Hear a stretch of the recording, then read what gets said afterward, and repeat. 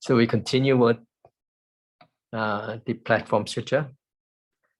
It seems like Platform Sutra, just on the chapter of prajna, is quite long. Well, long in a way that it will cover a lot of things, probably concerning Buddhist terms that you are not that familiar with. That's why it takes so long. So we need. I think we need to strengthen this part, that not just for meditation, not just for the practice, but also for the theories and terms that you may not be familiar with, but somehow you get to familiar with, especially the Chan school's terms. So last time, I think it was in May 14 or something, that we talk about samadhis and different kinds of samadhis. And in their samadhi that always come with wisdom. And then we had to talk about why is it that this Platform Sutra was so much praise about the Diamond Sutra. Actually, when you go along with the Platform Sutra, then you see that Mr. Huineng had rendered well, a lot of the teachings from the Diamond Sutra. So here in this continue with this chapter of prajna, then to talk about here a person with the so-called upper roots, sangen, is a wise individual. So now the great wisdom, 大智慧, and the person of upper roots have the same nature. So this word roots here referring to the part that grows beneath the ground, whether it is a tree or something that grows underground, like radishes, ginseng, or sweet potatoes.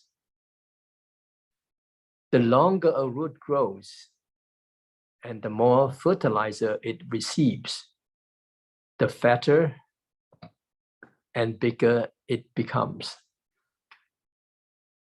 This applies to anything with roots. Now, for the word ginseng, probably we are quite familiar with this word.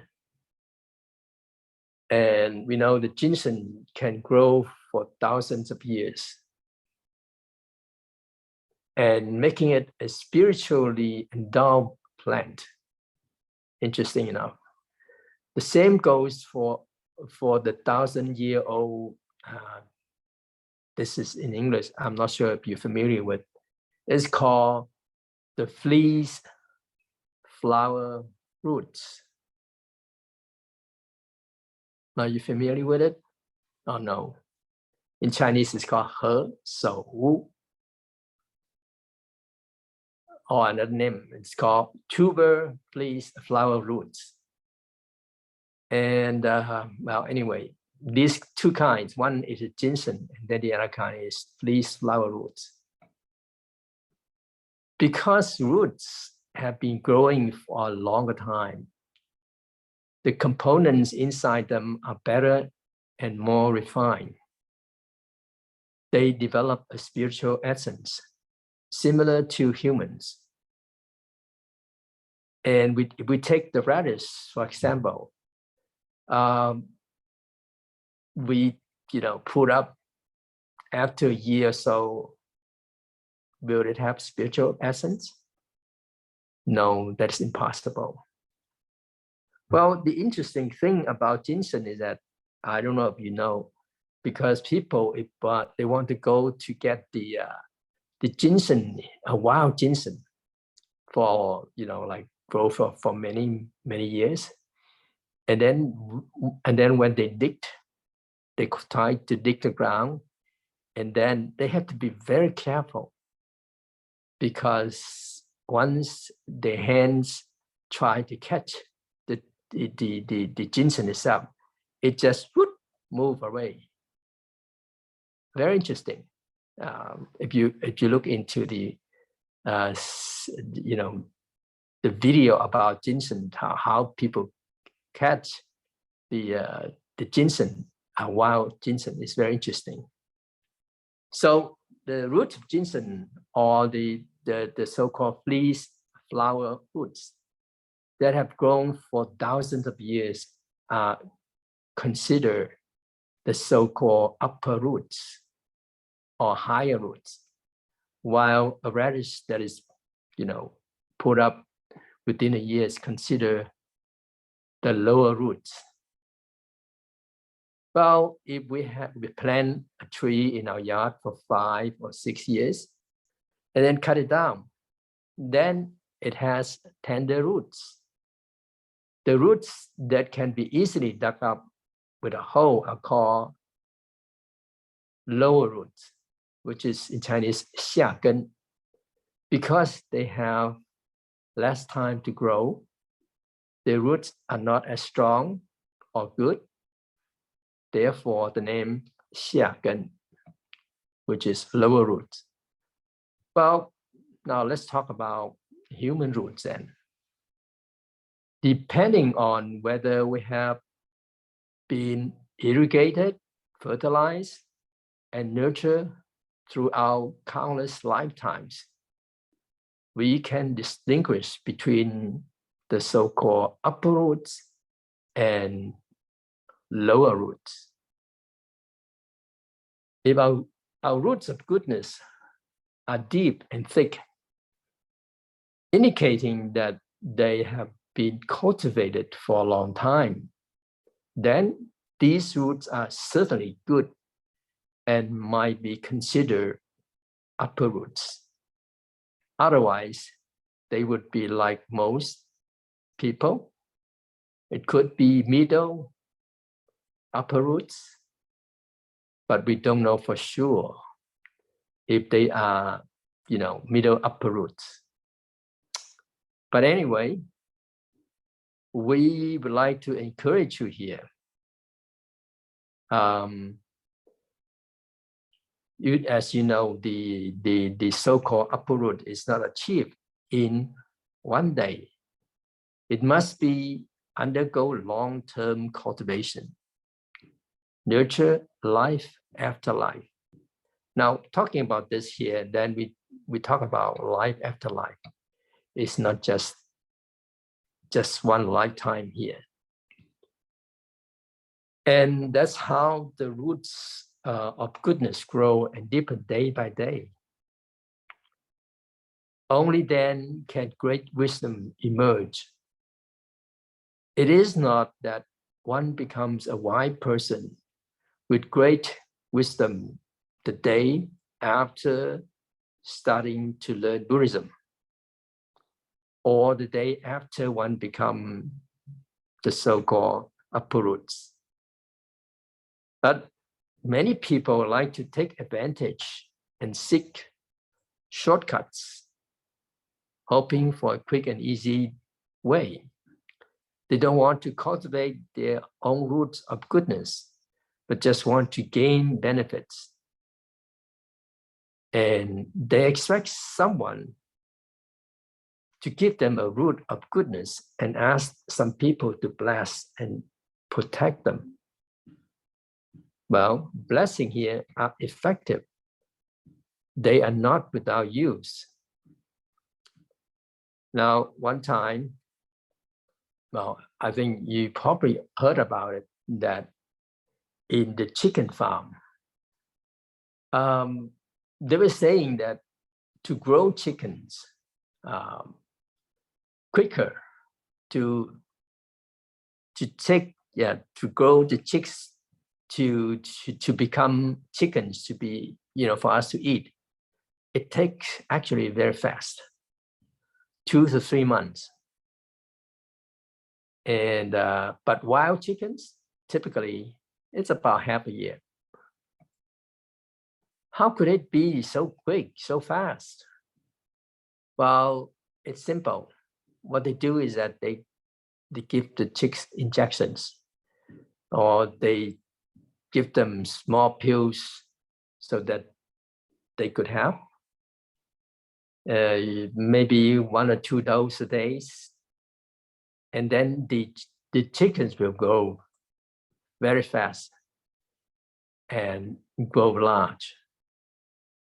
So is that considered they are receiving blessings?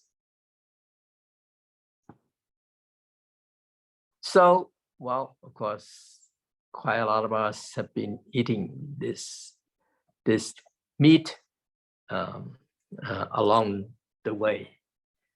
And if you have had meat that is, like grown in the farm, organic before, and then now you have this kind of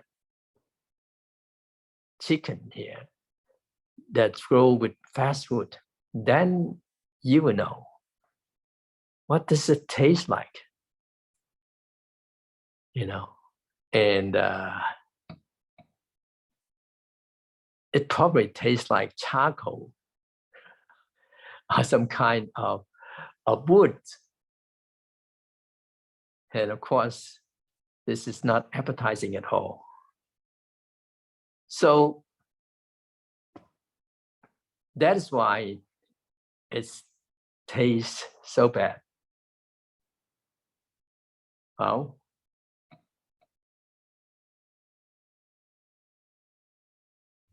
and that is why it's not tasting good at all. And therefore, some of the place, either in Asia or over here, when they will emphasize on the so-called wild chickens or the free-range chickens. So that means the chicken that they raise in the farms, tastes better, right? So here we're back to the cultivation. So please have something in mind, that we should cultivate good karmas, and we should rely on ourselves to cultivate that. And of course, it takes our own efforts, and we don't rely on others' blessings. But are they useful? Well, to some extent, yes, they are useful. But it is likened to inflating a balloon, making you feel accomplished, making you feel like it is useful. And it is as if pump up your body. Now, thinking of blowing air into a thin pig makes it a fat pig. Is that useful? The pig is still thin. So this appearance is inflated, but it may be that you could sell for more money. Of course, people use many ways to make this meat that looks fresh, that looks good, and they could sell for better price. So, talking about this, if a teacher has a lineage or has a teacher with extensive practice, they will teach you the method, and they themselves have experiences.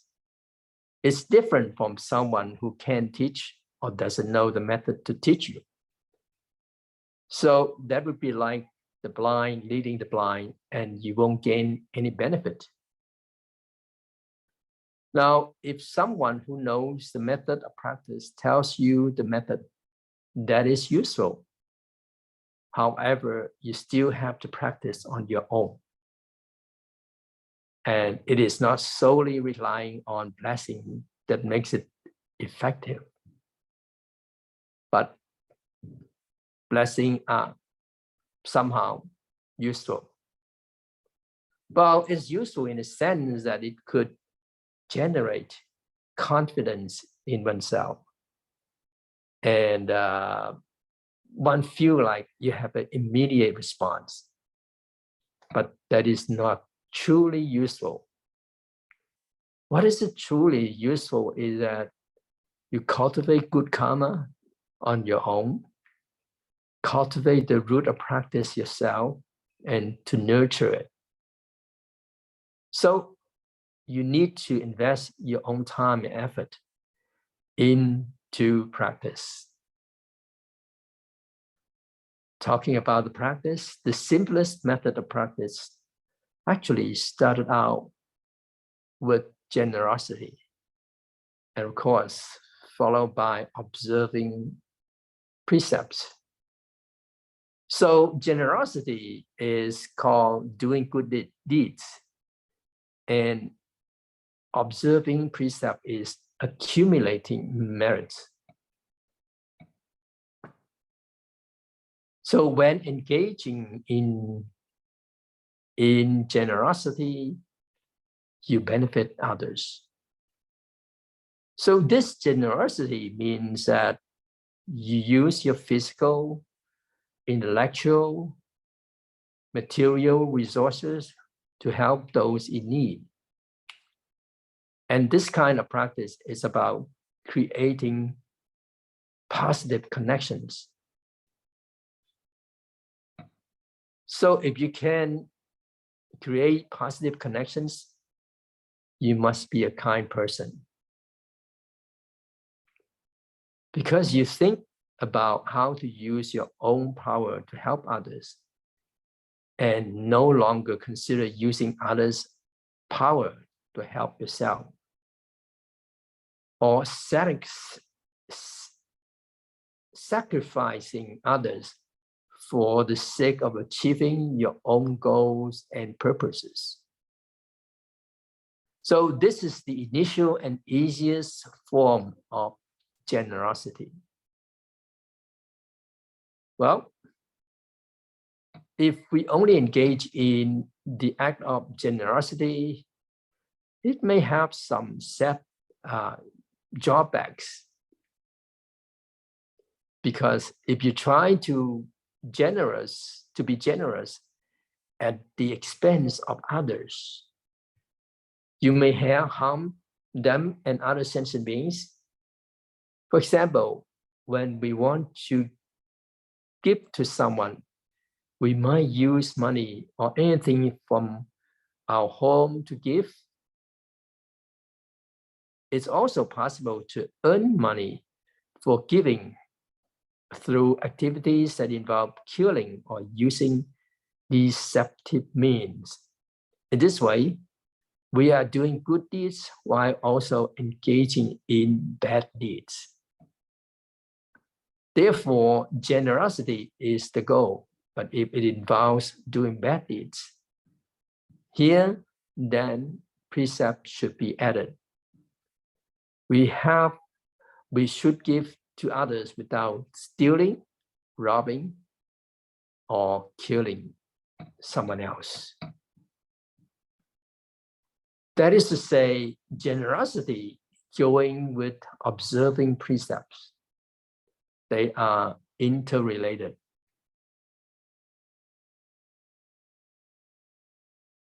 So if we don't understand the precept while practicing generosity, it's like that. we might do good deeds while also engaging in bad deeds. So therefore, we need to further to observe precepts. And of course, as we know, very basically, the precept are not stealing, not killing, not lying, not deceiving others. So now, what is a small root, and what is small wisdom? Well, when a ginseng plant is just planted, its roots are small. That is small root. After 1,000 years of growth, the roots of the ginseng transform into a human shape, and that's called a superior root. And it is not about the size, but the quality. So what kind of person has small wisdom? Small wisdom referring to someone who had just begun practicing. Someone who just has started practicing generosity, observing precepts or meditation. The wisdom is not completely absent. It is limited. If we compare it to the brightness of a lamp, the light of a person with small wisdom is like that of a firefly, while the light of a person with great wisdom is like the sun. And of course, the difference in brightness is significant. So as a person with small wisdom just started learning and practicing Buddhism, they have heard the teaching of the Buddha, and they are no longer as ignorant as before. They have started developing some wisdom. This is called small wisdom.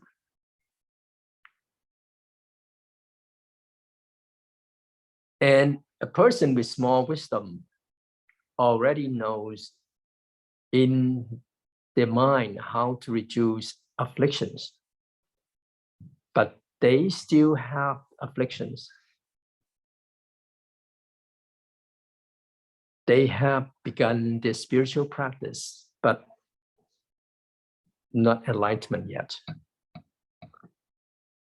Even though they haven't fully started their practice, they already know that practice is beneficial.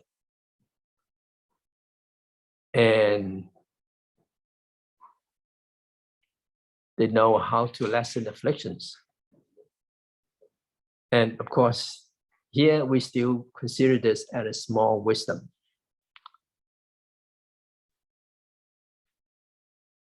And how can we reduce mental afflictions? The Dharma Sutra teaches that by not clinging to appearance.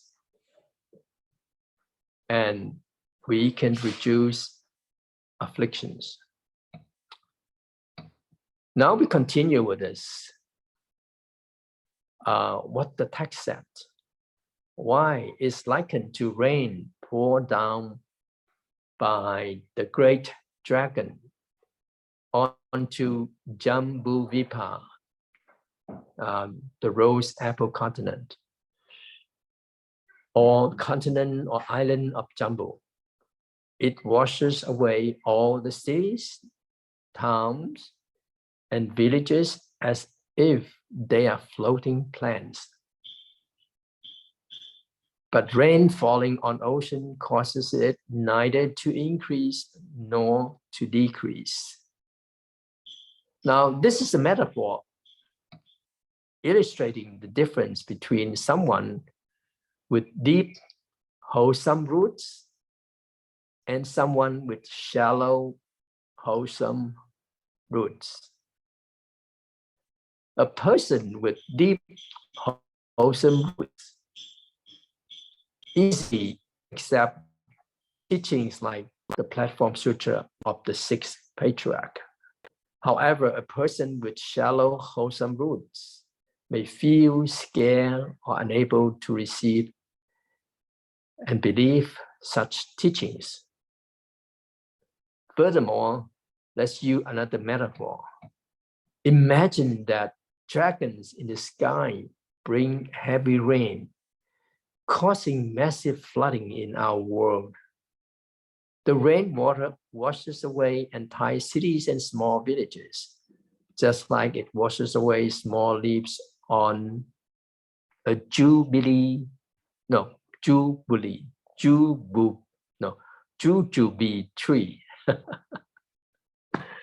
Jujube tree. Okay.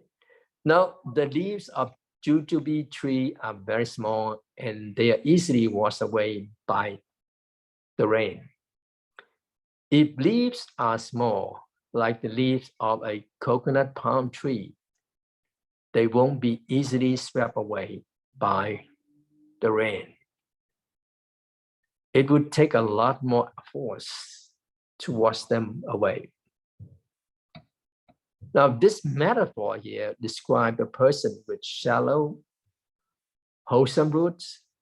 When they hear teachings like Platform Sutra of the sixth patriarch, they might find Buddhism frightening and quickly run away, no longer willing to accept or believe in it. So it's said that if rain falls in the ocean, it neither increases nor decreases. Now, if rain falls in the ocean rather than on land, it falls into the four oceans. And these oceans are interconnected. Moreover, rainwater originates from the ocean itself. Using the power of dragons, the water is taken from the ocean and then falls back into the ocean. In this process, the water in the ocean neither increases nor decreases. Therefore, even if heavy rain falls into the ocean, it is as if it hasn't fallen at all. So this metaphor illustrates that a person with deep, wholesome roots, upon hearing teachings like the Platform Sutra of the sixth patriarch, feels that it is natural, normal, and easily accepted. So we continue on the text. If a person of Mahayana or a person of supreme vehicle hears this explanation of the Diamond Sutra, his mind will open forth in enlightened understanding. Therefore, you should understand that your fundamental nature have in themselves the wisdom of prajna.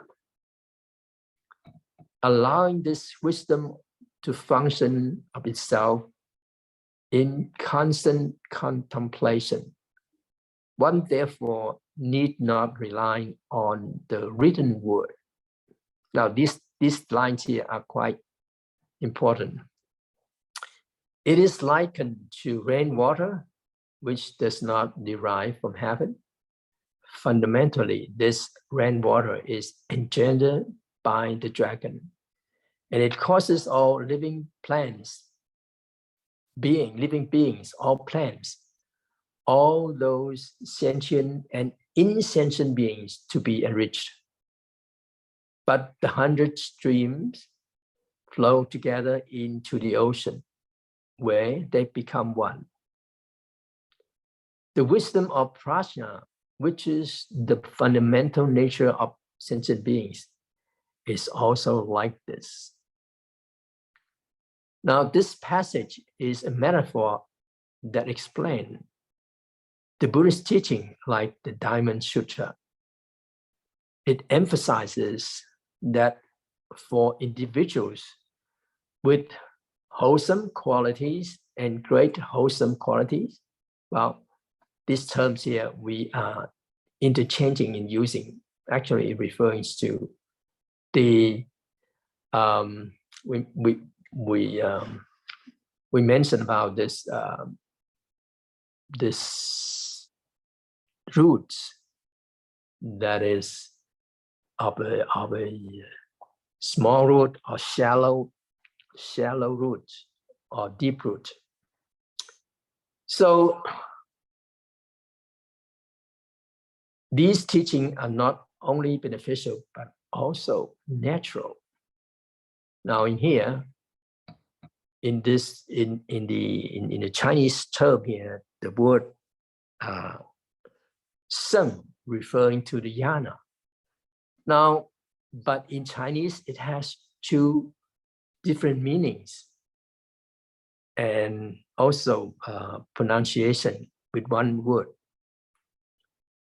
We could say riding on a boat, taking an airplane, or riding on a car. So it has the meaning of verb, meaning to ride or to take. Now, but in ancient China, where this word called a country with 100, let me see, how do I say? A country with 100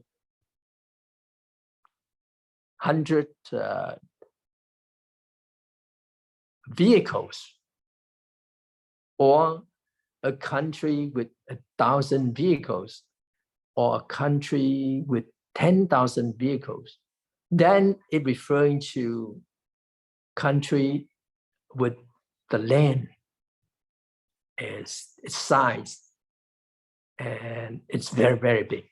It depends on either it's 100 or 1,000 or 10,000. So the size of the land is big, it's different. So that referring to the same words. But in the context of this so-called vehicle or of the yana, it's just referring to vehicle, right? So it means that we could carry many. So it's called the Mahayana, or it could carry a fewer is called small vehicle. Mahayana referring to big vehicles. So the capacity, the nature of the so-called wholesome qualities of individuals can be big or small. Some people have narrow minds and can only think of their own liberation from suffering and attainment of happiness. So those people have small mind and cannot influence or inspire others to attain liberation and happiness. Those are the people, and they're referring to as the small vehicle. So these people, these individuals, use the tool, it's called the small vehicle, for their journey. And of course, it's referring to the person using the small vehicle. So they are not able to inspire and carry others towards liberation from birth and death. So the platform sutra of the sixth patriarch here discuss the difference between the so-called great vehicle or Mahayana and also the ultimate vehicles. Now, here we see this, using this here, this word ultimate vehicle could be used as supreme vehicle, the highest vehicle, or sometimes I just use it like ultimate jhana. It become a new English word. Instead of Mahayana, then now is ultimate jhana. It could be like this. So when you hear about this, either I'm using ultimate vehicle, supreme vehicle, highest vehicle, or ultimate, jhana, then you understand that this is in the platform sutra is referring to. This is what the platform sutra referring to, the highest vehicle. It's different with the so-called the Mahayana. So talking about this Mahayana or the big vehicles, and it has the so-called initial capacity and also the highest level. So what are these levels like? First of all, their objective is to benefit themselves and others using Buddhist teachings to save themselves and benefit sentient beings, and they're called Mahayana. Now, the ultimate jhana or the highest vehicles also fall within the category of the so-called Mahayana. But it represents the most ultimate and complete type of individual in the Mahayana tradition. Now, in the modern time, we have vehicles with different capacities, such as a car, a boat, but cars also have a small or large. Boats also have big or small. Airplanes, big or small. And they have, regardless of the type of transportation, they have varying speed and distances. They can all carry not only one person, but also other individuals. But they differ in size, quality, and length.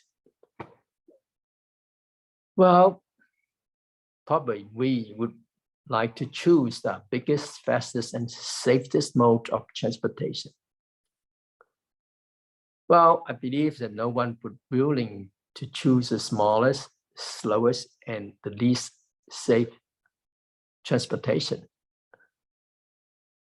Therefore, we refer to such a mode of transportation as ultimate jhana, or the highest vehicle. But merely desiring or thinking about it, do you have the necessary condition to board such transportation? Just by thinking with your mind, you can immediately achieve that goal? Probably not. Some people can quickly get a seat, while others cannot even get a ticket. But you, with your extraordinary ability, can quickly secure a ticket because of your immense power. Why do some people plan and hope for years, but still can't get such good plane tickets?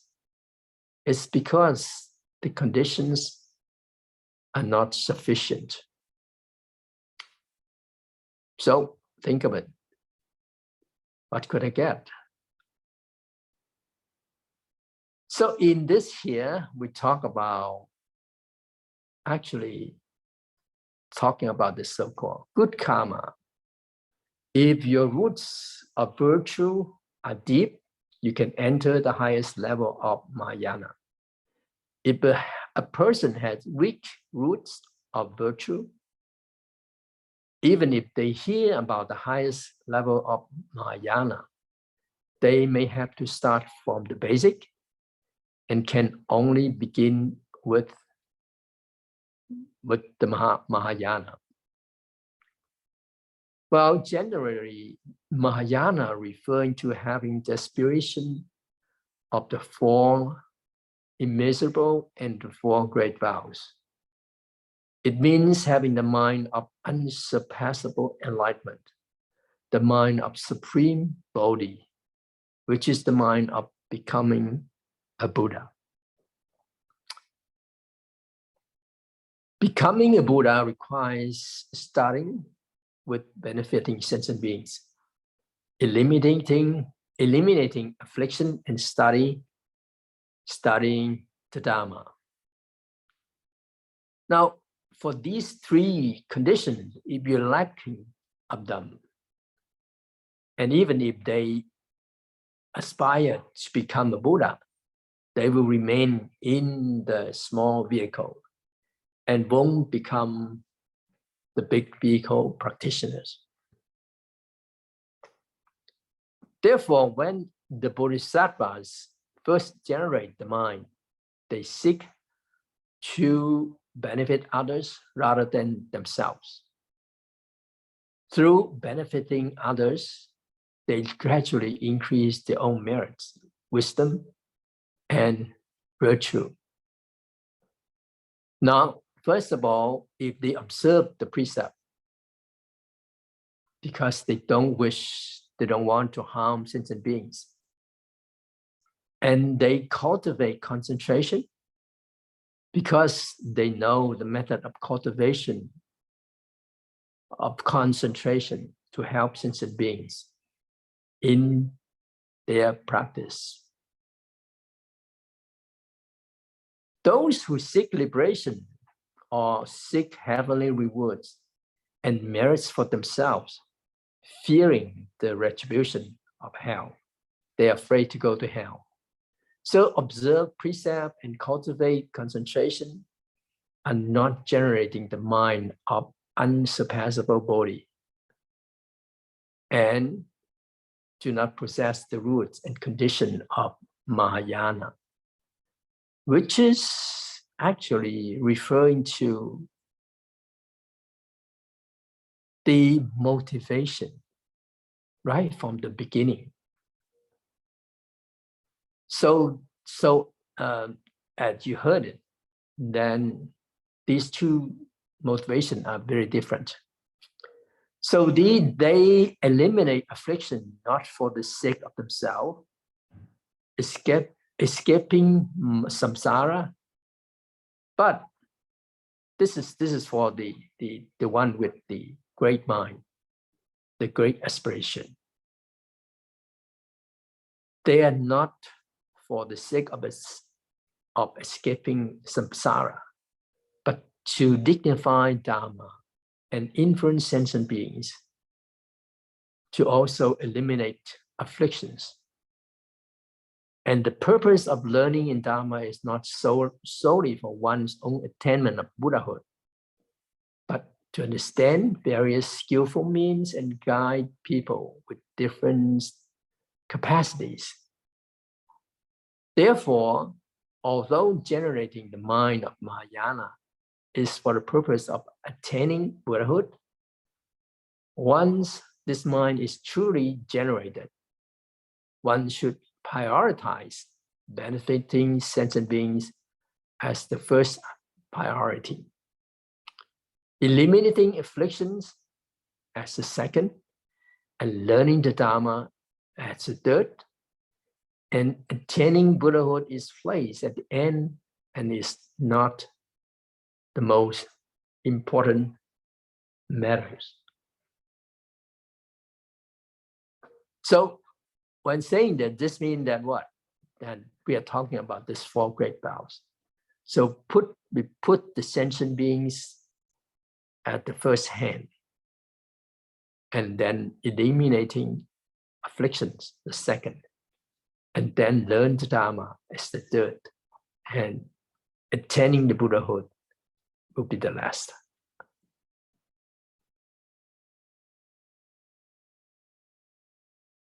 So if we are someone who learn about Buddhism and consider ourselves of having this Mahayana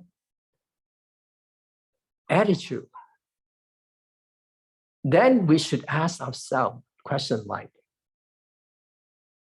okay, in our ordinary state of mind, do you think more of the sake of others or for ourselves? Say, for example, at home, do we consider the well-being of the entire family or only ourselves? As parents, do we most of the time think about the future welfare, education, and happiness of our children? And if they're children ourselves, then do we frequently think about the health, happiness, daily life, and physical and mental well-being of our parents? And if we are siblings, do we often think about others and wonder how our siblings are doing? What are they thinking? What kind of issues do they face?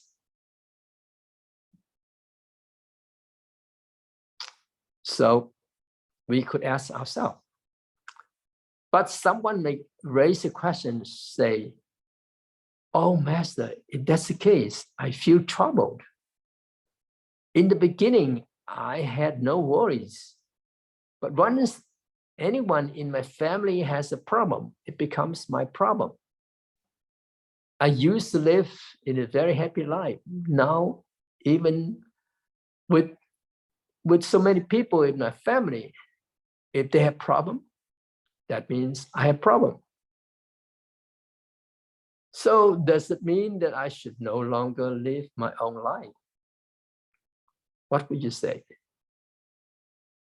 The teaching from our teacher is that while living at home, one should consider the well-being of the entire family.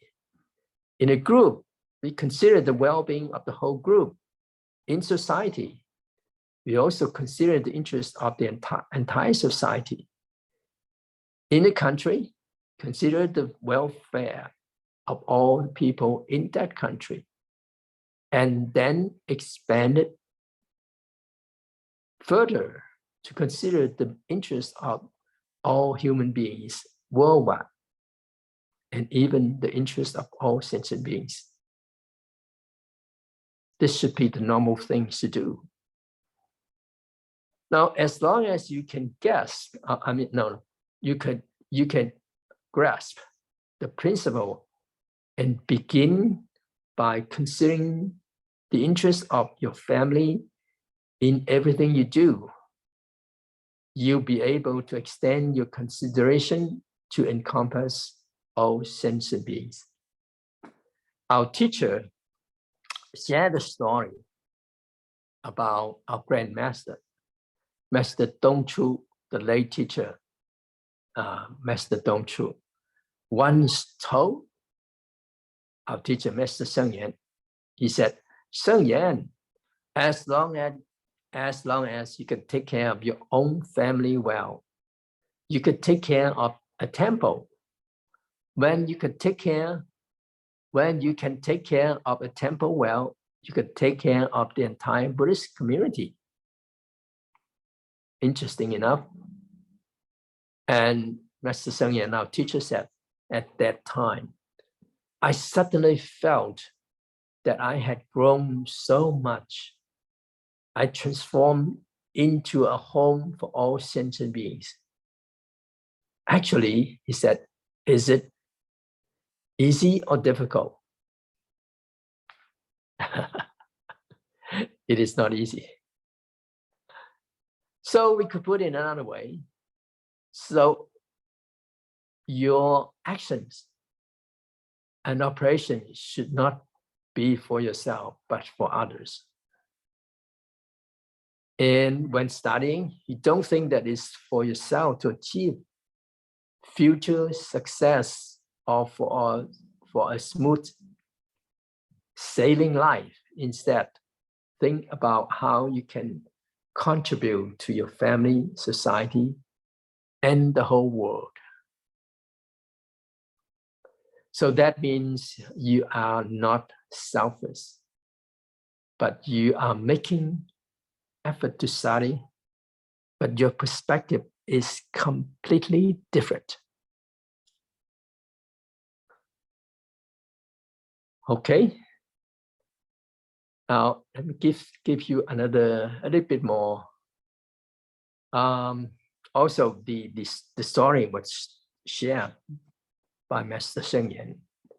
He said that one time he met a medical student, and this student told him, "Master, after I started learning Buddhism, I don't want to continue studying at medical school." So we asked him why. He said that his classmate in medical school only think about how to become a good doctor in the future. Okay, that's fine. But their goal is to earn money and buy a house, gain status, and they study hard for the sake of these objectives. Can they become good doctors like this? So I don't want to study anymore. What do you think? So Master Sheng Yen said, "You're wrong. If there are too many people like him, like the student, then our society will be in trouble. As a good person, if even you withdraw,